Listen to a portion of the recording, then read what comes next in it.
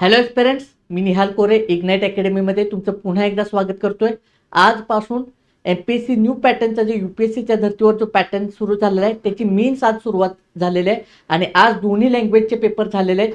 आज आपण या लेक्चरमध्ये लँग्वेजचा पेपर कशा स्वरूपाचा होता, जेणेकरून आपल्याला पुढचे कशी तयारी करायची आहे, नवीन विद्यार्थी किंवा जे पुढची मीन्स देणार आहेत, जे 2026च्या अटेम्प्टची तयारी करतात त्यांच्यासाठी हे घेऊन आलो आहे, जेणेकरून आपल्याला लक्षात येईल की मीन्स कशा पद्धतीचं आहे, त्याचे काही चॅलेंजेस किंवा त्याचे काही ऑपॉर्च्युनिटीज आहेत त्याच्यावर आपण चर्चा करणार आहोत. पेपर 1 जो आहे मराठी लँग्वेजचा, त्याचं ऑलरेडी परशुराम सरांनी एक लेक्चर घेतलेलं आहे, ते तुम्ही नक्की बघून घ्या. सुरुवात करूयात आपण. आजच्या इंग्लिशचा पेपर कसा होता ते बघूयात. कसा होता वर्णनात्मक पेपर? पहिल्यांदा ऑपॉर्च्युनिटीज काय आहेत, बऱ्याचदा मनामध्ये बऱ्याच विद्यार्थ्यांच्या मनामध्ये धाकधूक होती, पहिली मेन्स आहे कशा पद्धतीची असेल किंवा काय. तर पेपर बघितल्यानंतर तुम्हाला लक्षात येईल की त्याच्यामध्ये किती चांगल्या ऑपॉर्च्युनिटी आणि आपण कशा पद्धतीने जर योग्य दिशेने आपण तयारी केली तर ते खूप इझिली अचिवेबल होतं. तुमचा जीएसचा प्रिपरेशन हे तर खूप कामी येईल. ठीक आहे, आपण बघूयात. नवीन आव्हान काय वाटतं तुम्हाला? हे पेपर आपण ज्यावेळी बघू त्यावेळी तुम्ही बघायचंय तुम्हाला काय आव्हानं वाटत. मला असं वाटतं की हा पेपर आपण सुरू करूयात, त्याच्याबरोबर आपल्याला हे सगळ्या गोष्टी चर्चा करता येतील, जेणेकरून तुम्हाला त्याची दिशा समजेल.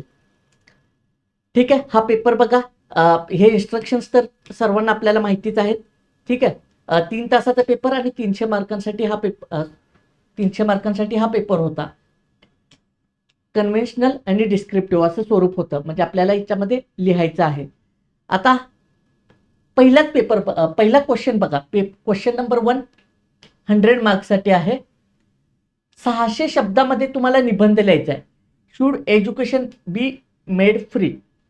ठीक आहे, त्याच्यानंतर एन्व्हायरमेंटल इफेक्ट्स ऑफ अर्बनायझेशन. म्हणजे बघा, तुमच्या जीएसच्या प्रिपरेशनवर तुम्ही 600 वर्ड्स इथं तुम्ही आरामात लिहू शकता, कुठलाही एसे घ्या याच्यामधला. आता हा बघा, the ethical use of internet. आपण जीएस 3 मध्ये शिकतो, त्याच्यानंतर जीएस 4 मध्ये आहे. त्याच्या आधारावर तुम्ही 600 शब्दामध्ये तुम्ही निबंध लिहू शकता. हा बघा, if I could become a scientist. 10वी-12वीला आपण हे एसे लिहिले.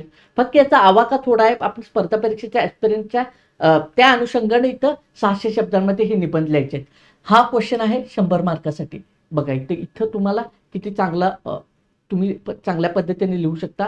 विशेष तयारीशिवाय म्हणजे तुम्ही जीएसच्या प्रिपरेशनमधून हे एसे लिहू शकता. फक्त आता इथं गोंधळून बऱ्याच विद्यार्थ्यांच्या मनामध्ये एसेचा आहे अशा म्हटल्यानंतर आपला जो एसेचा सेपरेट पेपर आहे त्या अनुषंगाने विचार करत होते की हे तसं नाही आहे. हा एसे खूप म्हणजे मॉडरेट लेवलचा आहे. तुम्ही खूप चांगल्या पद्धतीने हे एसे लिहू शकता. त्याच्यानंतर सेकंड क्वेश्चन आहे.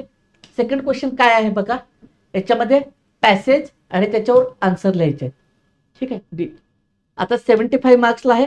5 क्वेश्चन्स आहेत. ठीक आहे, 5 क्वेश्चन, 3, 4, 5 आणि हे 1, 2. 5 क्वेश्चन 75 मार्कांसाठी आपल्याला हा पॅसेजवर क्वेश्चन लिहायचे आहेत. आता बघा, हा फिलॉसॉफीवर टॉपिक आहे. खूप म्हणजे पॅसेजचं हे बघा, लेंथ बघा आणि त्याच्यावरून विचार करा, तुम्ही इझिली लिहू शकता.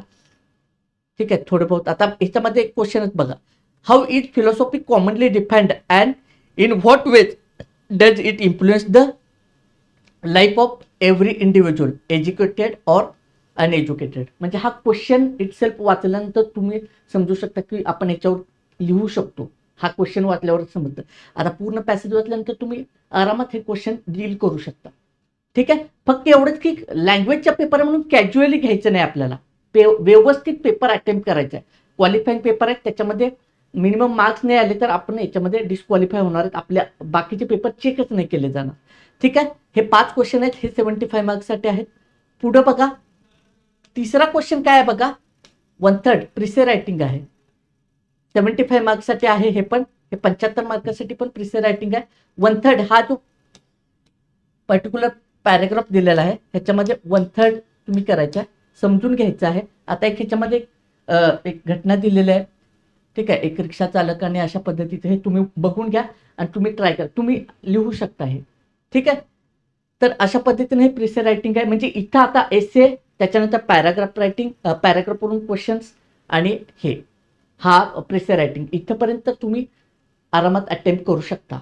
ठीक आहे, नेक्स्ट बघूयात. 4th क्वेश्चन काय आहे बघा. 4th A, rewrite the following sentences after making necessary corrections do not make unnecessary corrections in the original sentence. म्हणजे हे 10 क्वेश्चन आहेत, 10 मार्कासाठी आहे.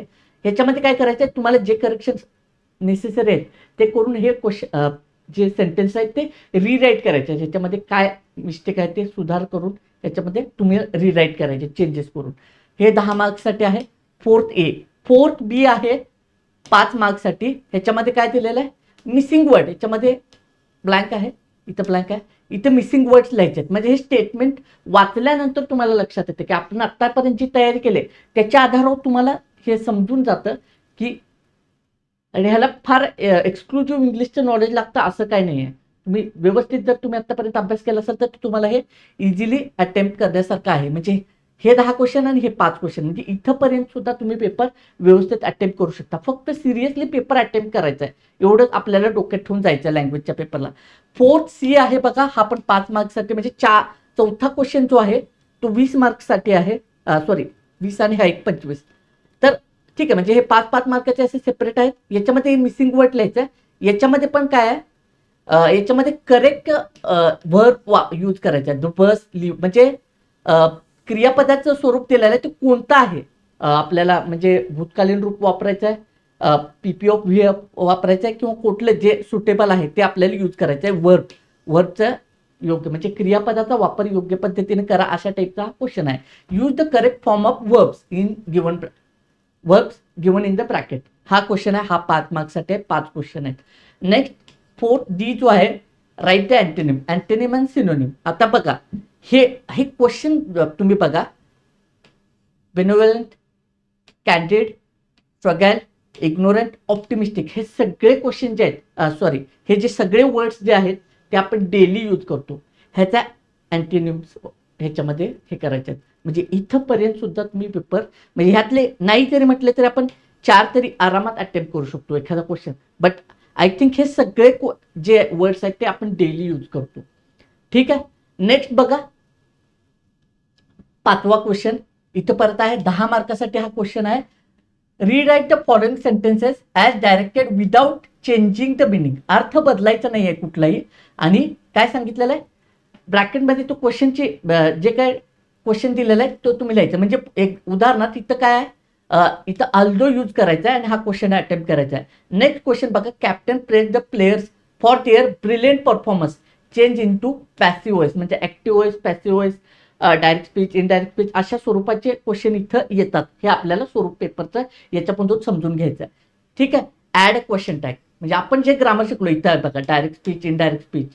ठीक आहे. अशा टाईपचे हे म्हणजे 5वा क्वेश्चन जो आहे ते 10 मार्क्ससाठी इथं तुम्हाला आपण जे ग्रामर शिकलेलं आहे ते इथं काम येईल. आता इथंपर्यंत आपल्याला काही आठवो इथं 6 क्वेश्चन तरी आपण ऍटलिस्ट अटेम्प्ट करू शकतो. बट आता आपण असं नाही करायचं की आता पुढच्या वर्षी पेपर म्हणजे असं डायरेक्ट नेऊन बस ह्या ज्या गोष्टी आहेत हे नॉर्मली आपण थोडंसं ह्याचा बघून घ्यायचं, जेणेकरून आपल्याला लँग्वेज पेपर इझिली अटेम्प्ट करता येईल. लक्षात येते, पहिले जे 3-4 जे आहेत ते आपण इझिली अटेम्प्ट करू शकतो.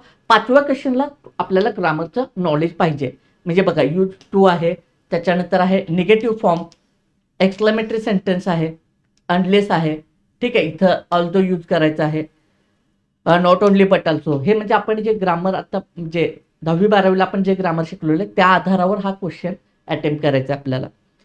नेक्स्ट आहे 5th B क्वेश्चन. काय आहे बघा, 5 मार्क्ससाठी आहे. Use the following words to make sentence that bring out their meaning clearly. Do not change the form of the words. No marks will be given for the vague and ambiguous sentence.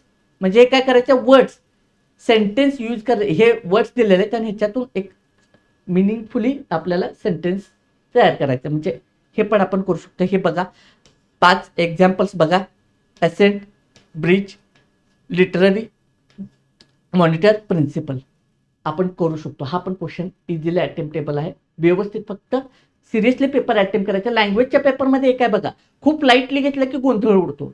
त्यापेक्षा paper seriously attempt करायचा आणि थोडी बहुत जी तयारी आहे एकदम थोडी, काही आपल्याला गोष्टी काही म्हणजे ऑलरेडी आपण हे शिकलेल्या गोष्टी आहेत ह्याच्यात थोडंसं आपल्याला फिनिशिंग करून जायचं आहे पेपरला आणि पेपर कॉन्फिडेंटली द्यायचं आहे. आता हे एक्झाम्पल बघितलं, she is beautiful, she is intelligent. हे मला वाटतं हे 10वी-12वीला अशा टाईपचेच एक्झाम्पल आपण सॉल्व्ह केलेले आहे. ठीक आहे. इथं काय वापरायचं, नॉट ओनली बट ऑल्सो वापरून हे सॉल्व्ह करायचं क्वेश्चन. ठीक आहे, पुढे बघूयात. फिफ्थ सी काय आहे बघा, 5 मार्क्ससाठी आहे. Appropriate word to fill the blanks. तर ब्लँक्स आहेत. आता इथं 2 वर्ड्स दिलेले आहेत, त्याच्यातला अप्रोप्रिएट वर्ड आपल्याला यूज करायचा आहे. अशा पद्धतीनं हा फिफ्थ सी क्वेश्चन आहे, हा 5 मार्क्ससाठी आहे. याच्यामध्ये पण बघा, government build a dam to control the dot dot dot of river flow flaw what. आता काय आहे ते बघा, हे सिम्पल क्वेश्चन आहे. ठीक आहे. Use the following idioms and phrases. हा एक 5 मार्क्ससाठीचे क्वेश्चन आहे, 5 आहे. इडियम्स अँड फ्रेजेस असतात, म्हणजे लँग्वेजच्या पेपरला इंग्लिशला मोस्टली असतं अँटोनिम, सिनोनिम आणि इडियम अँड फ्रेजेस असे असतात. तर अशा पद्धतीचा हा क्वेश्चन आहे. आय होप तुम्हाला हे क्वेश्चन पेपरचं स्वरूप लक्षात आलेलं आहे. पर्पज हाच आहे की पहिल्यांदा वर्णनात्मक डिस्क्रिप्टिव्ह पॅटर्न आल्यामुळं विद्यार्थ्यांच्या मनामध्ये गोंधळ आहे, तो गोंधळ दूर करायचा आपल्याला. हा पेपर बघितल्यानंतर तुम्हाला अंदाज आला असेल की पेपर आपण किती चांगल्या पद्धतीने अटेम्प्ट करू शकतो. फक्त एकच पाहिजे, कॉन्फिडन्स आणि सिरियसनेस. लँग्वेजच्या पेपरला अजिबात ग्राह्य धरायचं नाही, आपण पेपर तो सिरियसली अटेम्प्ट करायचा आहे. असेच बाकीचे जे पेपर्स जसे होतील त्या सर्व पेपरचं आपण डिस्कशन कंटिन्यू करणार आहोत. त्याच्यातून आपल्याला एक दिशा येईल 2026, 27, 28च्या विद्यार्थ्यांसाठी पूर्ण दिशा समजून जाईल की आपल्याला प्रिपरेशन कशा पद्धतीने करायचं आहे. आणि हे जे पेपर होणार आहेत याच्यातून तुम्हाला आयोग तुमच्याशी संवाद साधणार आहे की अशा पद्धतीचे पेपर येतील. त्यामुळे 2026च्या ॲस्पिरंट जे आहेत त्यांनी ही सिरीज चुकवू नका, नक्की अटेंड करा. आणि अशाच सिरीजसाठी तुम्ही इग्नाइट अकॅडमीच्या यूट्यूब चॅनलला सबस्क्राईब करा. धन्यवाद.